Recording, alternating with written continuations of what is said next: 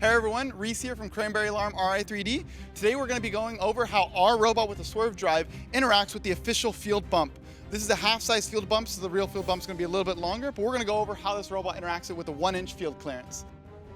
For our Swerve drive, we are using the ThriftyBot inverted Swerve drive chassis. We're running a 26 by 28 length chassis, and we're running the TPU treaded wheels. So this has really good traction on the carpet, but we're seeing, depending on how the robot is interacting with the HTPE on the bump, we're actually losing some traction in a few places, but if we send it, we can get over it really well. This video on fun is brought to you by our viewers, supporters, members, and also in partnership with the following. Kettering University's cutting-edge programs in their experiential co-op model seamlessly blend the professional and academic worlds, offering hands-on, future-focused learning that empowers students to pursue new ideas and inspires other institutions to follow their lead. Don't just be ahead of the curve, create the curve. Get more information at kettering.edu/first. First Team SolidWorks is free for you. Design in 3D, build your robot, and gain the career-ready skills 80% of employers look for when hiring engineers. Get SolidWorks for your entire team when you go to solidworks.com/first. All right, to go ahead and start, what we can go and do is we'll just do some normal driving over it, driving basically parallel or perpendicular to it. Let's go and send it. So here, if we go a little bit slow, we do get a little stuck. With some more oomph on it, we get to go over it no problem. So we'll just do a couple more runs.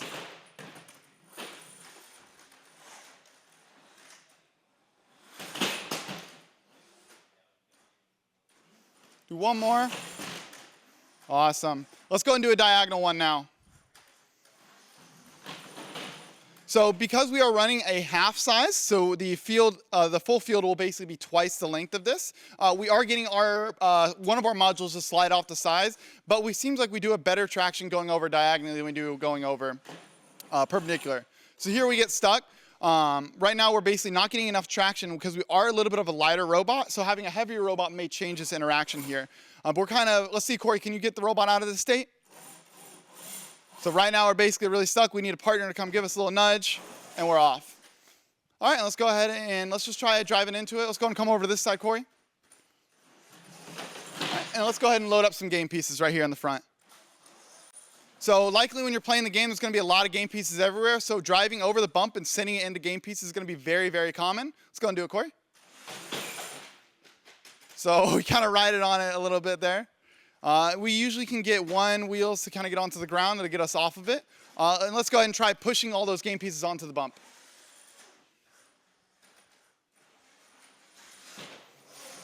So there, they kind of, you can push the game pieces really easily over the bump. Let's just go ahead and do another send.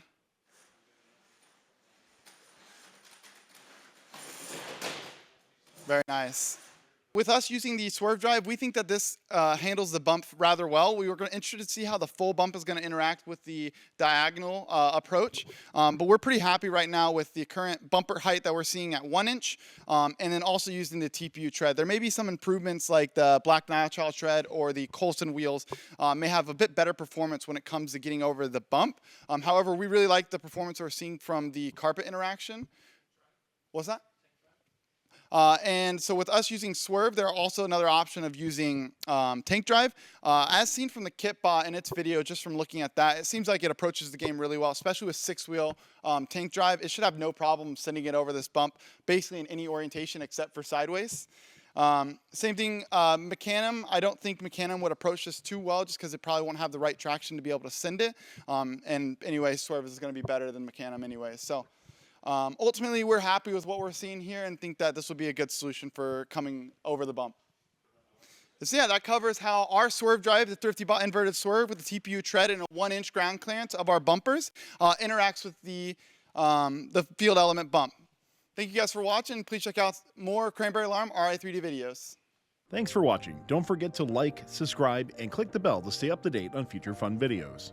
First Team SolidWorks is free for you. Design in 3D, build your robot, and gain the career-ready skills 80% of employers look for when hiring engineers. Get SolidWorks for your entire team when you go to solidworks.com/first.